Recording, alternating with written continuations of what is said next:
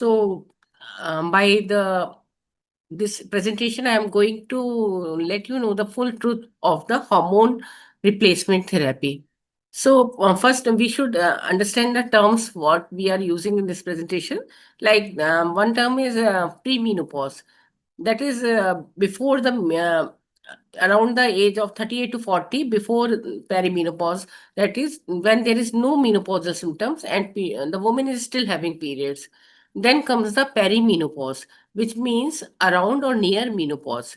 In this condition, symptoms of hormonal changes uh, can be present there, and woman is can still become pregnant, and this stage usually lasts about 4 years. Then comes the menopause, when there is no period for 12 consecutive months. In this condition, ovaries stop producing egg, and the average age is 51 years globally. But for India, the average menopausal age is 46.2 years. And postmenopause is over 1 year since last period. And the woman will remain in this stage for rest of her life. So, what are the hormonal changes during this period? In menopause, FSH levels are normal, but E2 levels are high. So FSH levels are around 4.7 to 2021, and estradiol levels are 30 to 400 picogram per ml.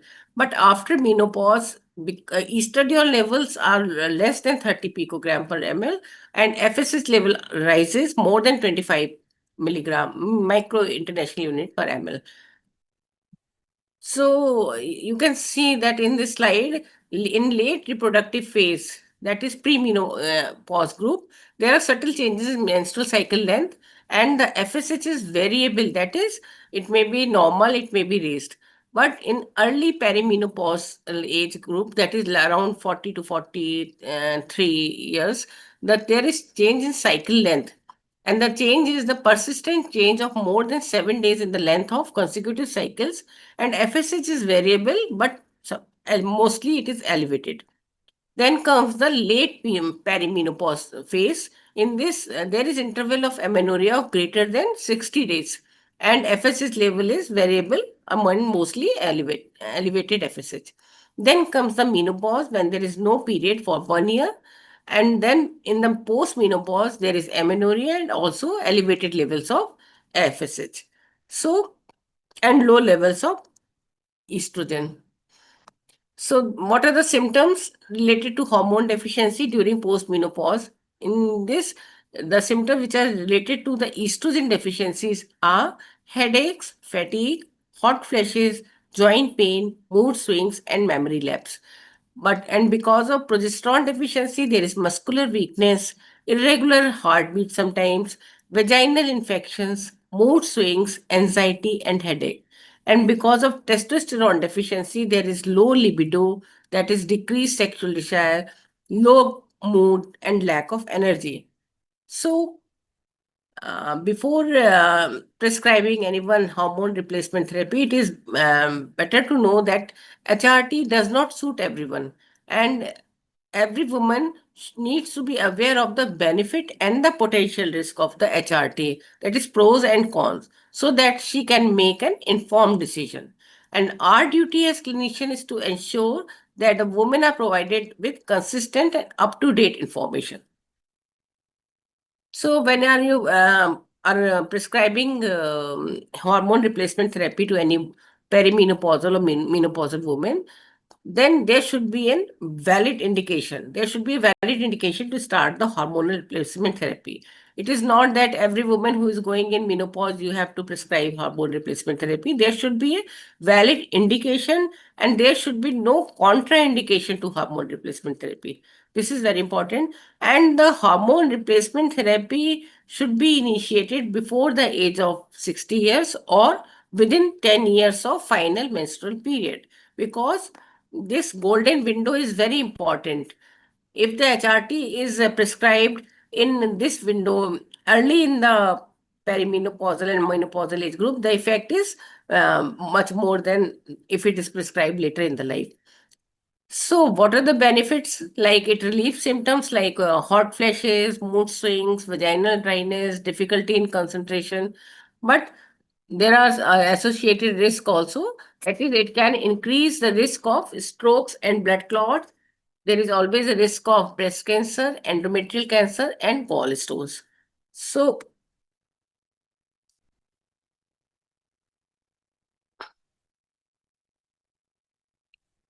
as you can see in the slide, the risk for Alzheimer disease with hormone replacement therapy increases 38% when initiated at the age of 65 or later.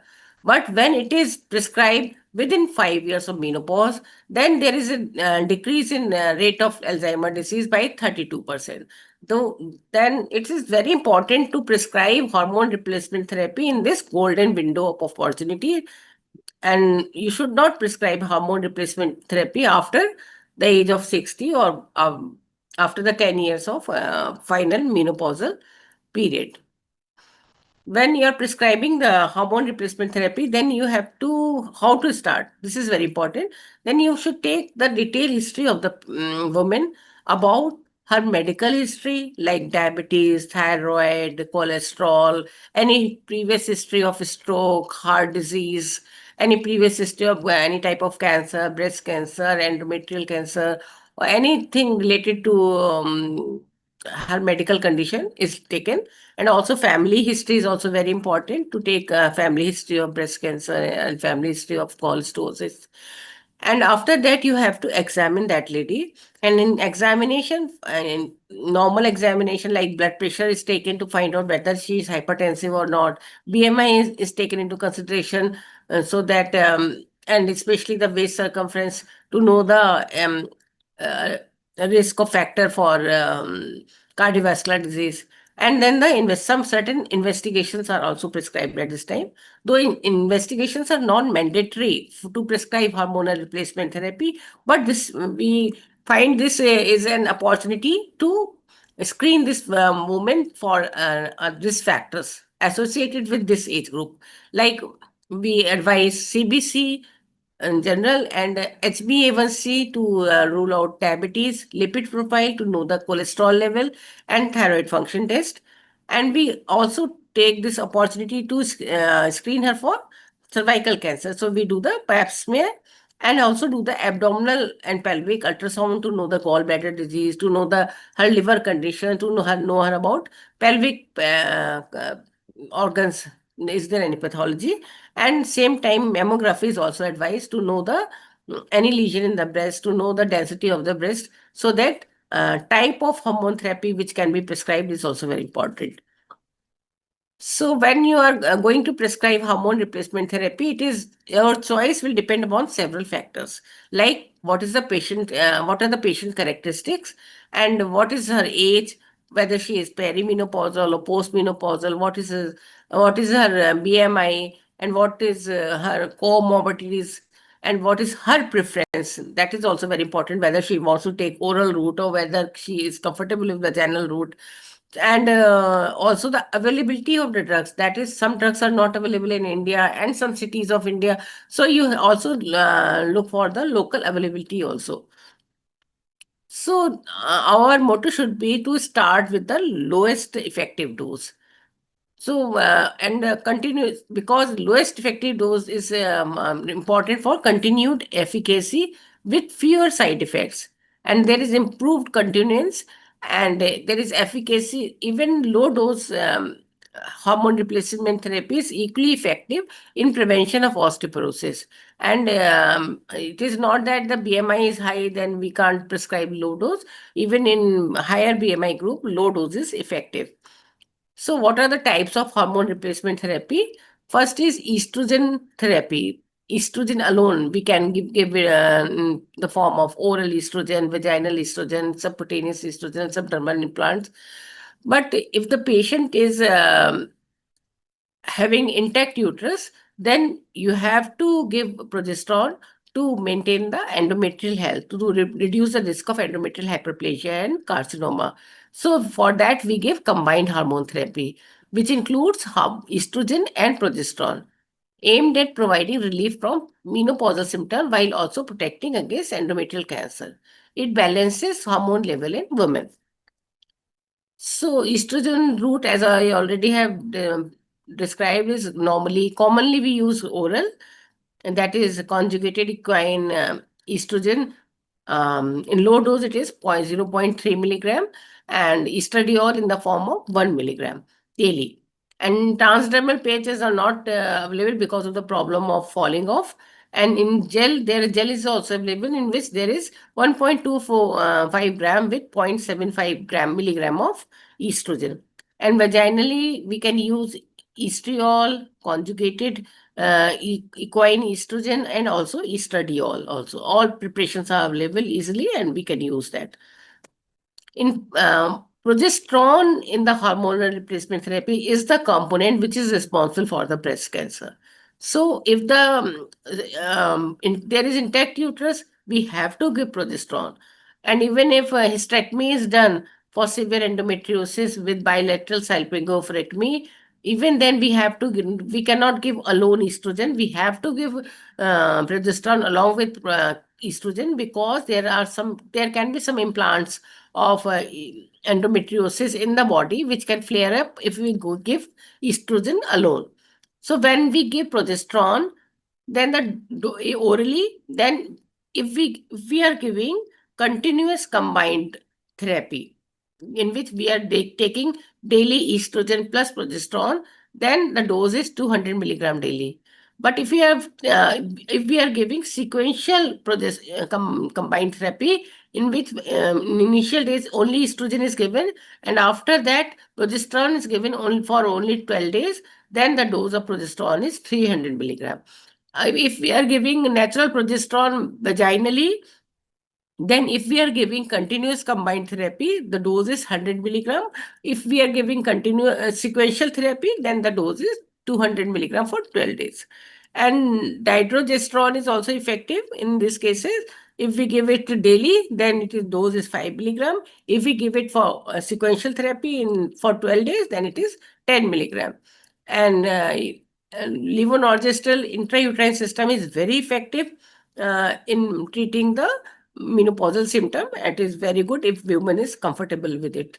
So when you are prescribing progesterone, it is very important that you should not use androgenic progesterone. Like initially we were using medroxyprogesterone acetate and northestrone. Now we switch over to natural progesterone or dydrogesterone, which is available commercially preparation available of this combination.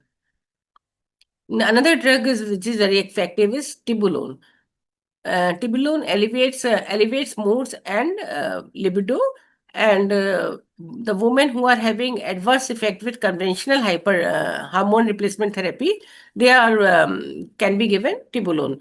And in the women who are having dense breast, and which are having who are having a family history of breast cancer, family or history of endometriosis, then Tibolone is the drug for them. And the dose is 2.5 single daily dose orally. And even the low dose, like 1.2 milligram to 5 milligram, is equally effective. So you can give that. So what is Tibolone? Tibolone is a steroid that is 19 testosterone derivative having weakly estrogenic, progesterogenic, and androgenic properties. It prevents osteoporosis, atrophic changes of vagina, and hot flashes. It increases libido, but the endometrium is atrophic. That is advantage, and a dose of 2.5 milligram per day is given. And once you prescribe the hormone replacement therapy to the woman, the most important thing is to follow up. Then you call her after a month. After a month, you call for side effects, because efficacy in cases of low dose takes almost 3 months to get the hormone replacement therapy be effective. So after 1 month, you call to know is there any side effect of the therapy. And after 3 months, you call her to know the efficacy of the hormone replacement therapy, whether this dose is efficacious or not, or should we increase the dose or should we decrease the dose, that. And then the annual checkup. Annual checkup review is very important, in which the patient is examined thoroughly and some investigations are repeated according to the condition of the patient. And so annually, the woman is called for review. And when to stop? It is very important when you should stop the hormone replacement therapy. You should take the decision to stop the treatment when the symptoms subside, and it is typically takes 2 to 5 years. But there is no set time limit for all, or you have to stop because of the serious adverse effect, or if there is intolerance of side effects. In cases of primary ovarian insufficiency, premature ovarian insufficiency, uh, you have to continue the hormone replacement therapy till the natural age of menopause. And how to stop? You usually taper off the dose. Like if a patient is taking a low dose, then you do the half the dose and take the daily. And after few days, you do the you advise for the take the hormone replacement therapy alternate days, so that hormones are replaced gradually. They are tapering off.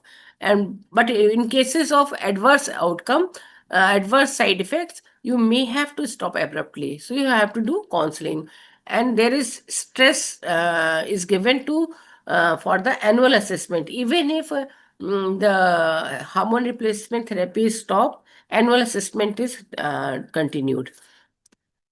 So there are benefits and risks. What are the benefits? There are positive outcomes of hormone therapy include improved quality of life, decreased bone loss, and better management of menopausal symptoms, enhancing overall well-being for many women. And but there are this is associated with potential side effects also.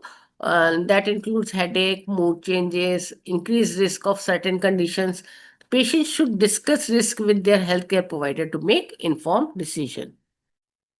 So it is very important to know that what are the contraindication of menopausal hormone therapy. So contraindications is to estrogen is undiagnosed vaginal bleeding, known suspected or history of breast cancer, known or suspected estrogen dependent cancer, that is endometrial cancer, ovarian cancer, any previous history of coronary heart disease, active or history of venous thromboembolism, active or history of stroke, active liver disease, or known or suspected pregnancy.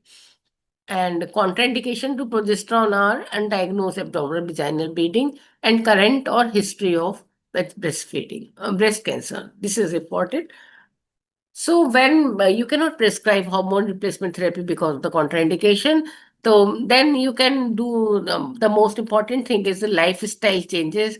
The woman is advised to take diet rich in phytoestrogen, regular exercise, and wholesome habits.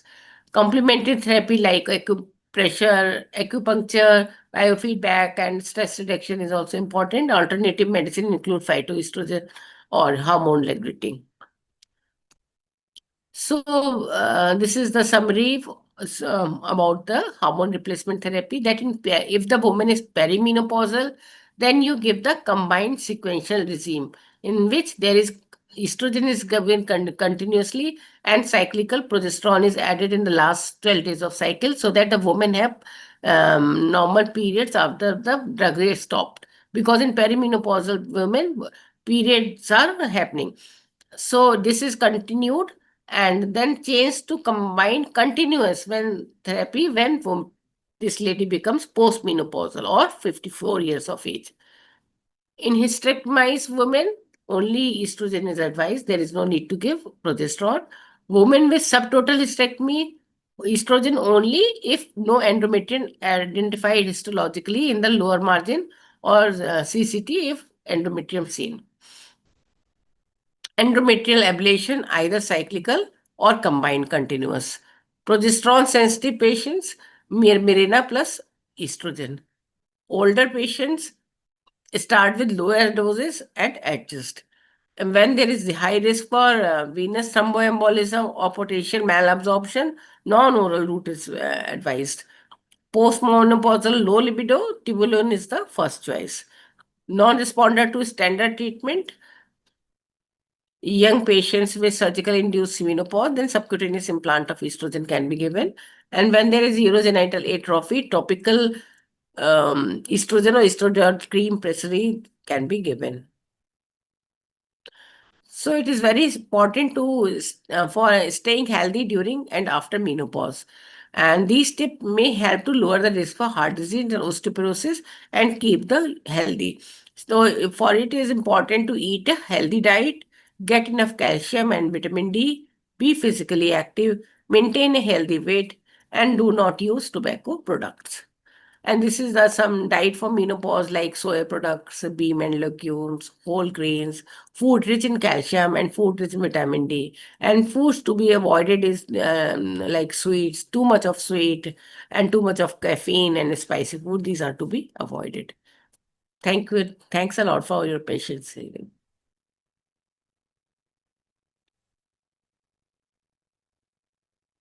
So, thank you so much, ma'am, for your comprehensive talk. The session was highly informative.